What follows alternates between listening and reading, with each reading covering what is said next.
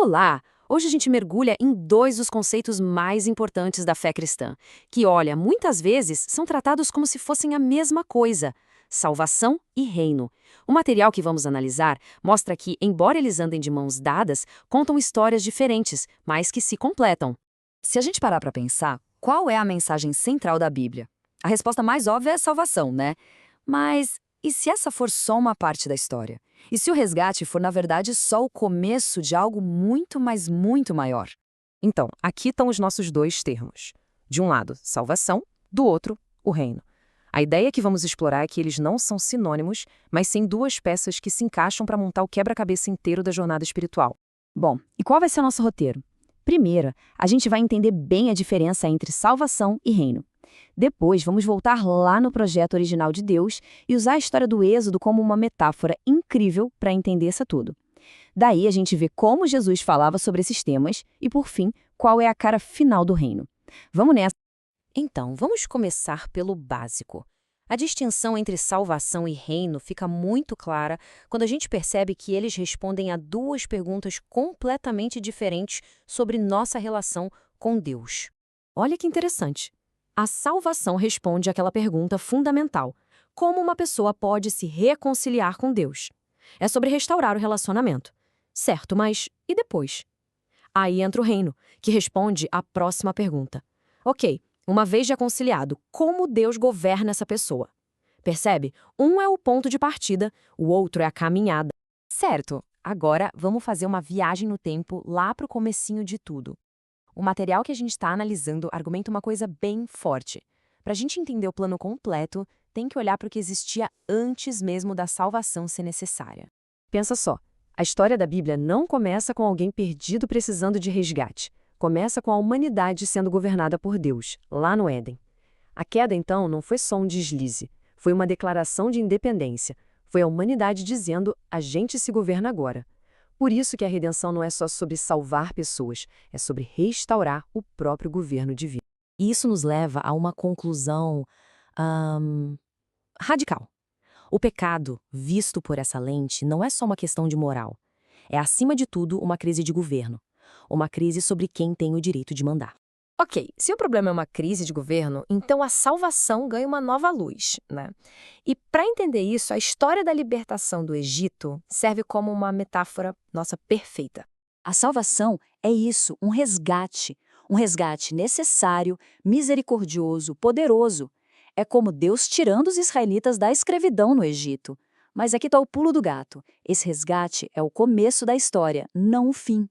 É como se a escravidão no Egito fosse a vida presa a um poder que não é legítimo. E a travessia do Mar Vermelho? É a libertação. É aquele momento em que o inimigo é derrotado, o passado fica para trás, é um momento incrível, decisivo sem dúvida. Mas a jornada mal começou. E é exatamente aqui que a distinção fica clara como o dia.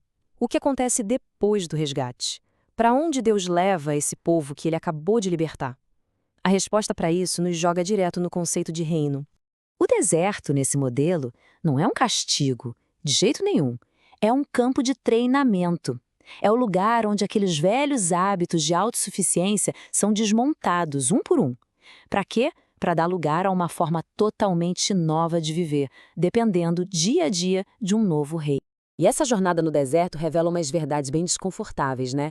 O maná caindo todo dia ensina a depender, não a acumular. As reclamações, as murmurações são, na verdade, uma resistência a esse novo governo. Fica claro que nem todo mundo que é liberto da escravidão quer de fato ser governado.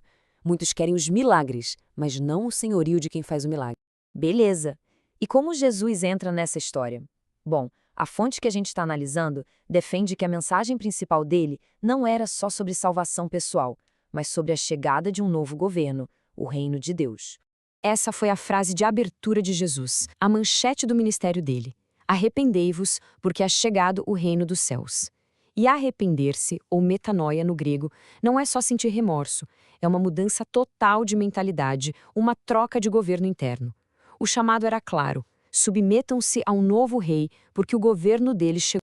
E Jesus usava as parábolas como filtro, sabe, para separar as coisas. Algumas, tipo a da ovelha perdida, respondem à pergunta: você foi encontrado? Elas falam de resgate e de salvação. Mas outras, como a parábola dos talentos, fazem uma pergunta diferente. Você é fiel? Elas falam de responsabilidade, de como se age dentro do reino. E a gente vê essa mesma separação em versículos super conhecidos. João 3,16, por exemplo, fala que a vida eterna vem pela fé. O assunto é salvação. Já em Mateus 7,21, a entrada no reino está ligada a fazer a vontade do Pai, ou seja, a obediência. Duas condições, apontando para duas realidades diferentes. Ok, então vamos amarrar todas essas pontas olhando para a imagem final que a Bíblia nos mostra. Para onde essa jornada toda de formação para o reino está nos levando, afinal? E aqui, o material de base traz uma ideia muito forte. A Nova Jerusalém não é só um céu flutuante, etéreo. É a capital administrativa da criação restaurada. Pensa nisso. É o centro de comando de onde o governo de Deus vai fluir para todo o universo. E tem um detalhe no livro do Apocalipse que é uau! Ele fala de nações salvas que vivem fora da cidade, andando na luz que vem dela. Isso sugere que existe uma diferença entre quem está no centro do governo e quem simplesmente vive na nova criação. E aqui está o ponto crucial. Ficar fora da cidade não significa perder a salvação. De jeito nenhum. A salvação é garantida pela fé. A diferença aqui é entre ter a vida eterna e ter a honra de participar ativamente do governo. A ideia é que todos os salvos são filhos, mas segundo essa perspectiva, nem todos os filhos são preparados para reinar. Então, para resumir tudo, salvação é o resgate, é o momento, é o começo, é o que nos tira do Egito. Já o reino é o governo, é o processo, é o propósito, é o que tira o Egito de dentro de nós. E isso nos deixa com um desafio, né? Uma reflexão central dessa perspectiva toda.